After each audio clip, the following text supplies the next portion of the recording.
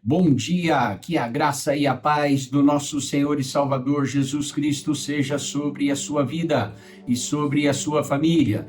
Vamos para a leitura da palavra que está no Salmo 27, verso 13, que diz assim: Pereceria sem dúvida se não cresse que veria os bens do Senhor na terra dos viventes. Entre os estudiosos, há divergências de qual época esse salmo teria sido escrito. Se antes de Davi assumir o trono de Israel ou depois.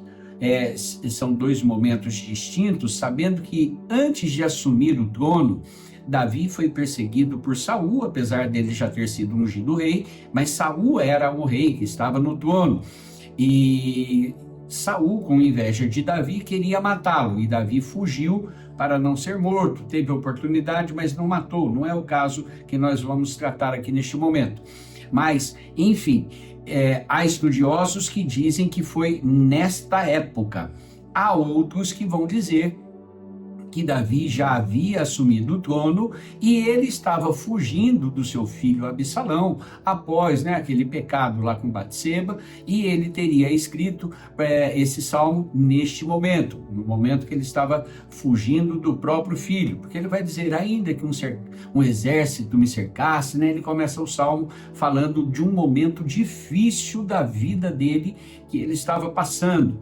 Agora, eu acredito, assim como a maioria dos estudiosos, eu acredito que ele escreveu antes, dele assumir o trono, por causa desse versículo 13 em especial, que vai dizer: pereceria sem dúvida se não cresse que veria os bens do Senhor na terra dos viventes. Então, ele ainda não havia desfrutado dos bens do Senhor, porque ele ainda não havia assumido o trono, Então, ele não tinha o conforto de dormir numa cama boa, ele não tinha ali uma alimentação servida lá no palácio onde ele morava, depois que ele assumiu o trono. Enfim, ele não desfrutava de alguns privilégios, ele ainda não tinha conhecido, não tinha desfrutado dessas bênçãos, mas ele tinha a fé que ia desfrutar. Oh, glória!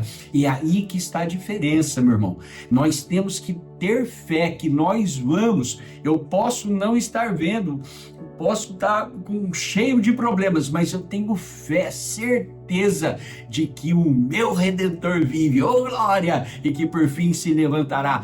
Então, se nós temos fé, ainda que pequenininha, nós, meus irmãos, vamos ver as bênçãos do Senhor aqui nessa terra. Não importa qual seja a necessidade, é cura, ele tem cura. Libertação, ele tem salvação da família, ele tem prosperidade na área financeira, ele tem honra, tudo ele tem para nos dar, e ele quer nos abençoar com toda sorte de bênçãos, aleluia. O Senhor Jesus veio para nos dar vida e vida com abundância, só que nós temos que aprender com os grandes nomes contidos na Bíblia. Vamos ver o exemplo de Noé. Noé, meus irmãos, ele construiu a arca. Se a gente for analisar bem, ali demorou uns 120 anos ele falando: olha, vai vir um dilúvio, e ninguém acreditou nele. E ele não parou, ele continuou crendo na voz de Deus. Tem gente que pensa que a voz do povo é a voz, não, é o que manda, Não, o que manda é a voz de Deus. Ouça a voz de Deus. Noé ouviu a voz de Deus e foi salvo, ele e a família. Glória a Deus por isso. E o que dizer ali, isso aí está lá em Gênesis capítulo 7, versículo 1. Ele e toda a família entraram na arca. Lá em Gênesis 13, 2, vai dizer que ia Abraão riquíssimo. Olha, em ouro, em prata, em gado. Olha só, riquíssimo. Lá no capítulo 26 de Gênesis, no versículo 13, vai falar de Isaac. E ia o varão engrandecendo até que ficou muito grande. Olha só, A gente vai ver que também Jacó cresceu, ficou muito rico, também saiu de casa, não tinha nada, foi para casa lá de Labão, ali ele arrumou esposa, voltou rico, aleluia, glória a Deus. Gênesis capítulo 30, versículo 43, a gente vai ver que Jacó, ele se enriqueceu, meu amado. Em nome de Jesus, ele viu a mão de Deus sobre a vida dele, sobre a família dele, aqui neste mundo. E o que dizer então de José? José preso, prosperou até dentro da cadeia, imagina, até dentro da cadeia ele prosperou. O que é que esses homens tinham em comum comigo e com você que está ouvindo esta palavra? O que nós temos em comum com essas pessoas? É o mesmo Deus. É o mesmo Deus que operou na vida deles, é o Deus que opera na nossa.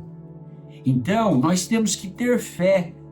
Se tivermos fé, meus irmãos, nós vamos desfrutar das bênçãos que o Senhor tem para nós aqui nesta terra, sabendo que o Senhor Jesus veio com um propósito, no maior deles, de salvação, mas também para nos dar vida e vida com abundância aqui nesta terra.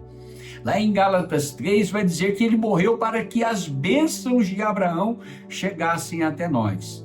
Então, vamos crer que nós vamos comer do bem dessa terra, aleluia. Nós vamos ter a vida tranquila, uma vida com abundância, meu amado. Uma vida abundante não é ter muito dinheiro, iate, helicóptero, palácio, não.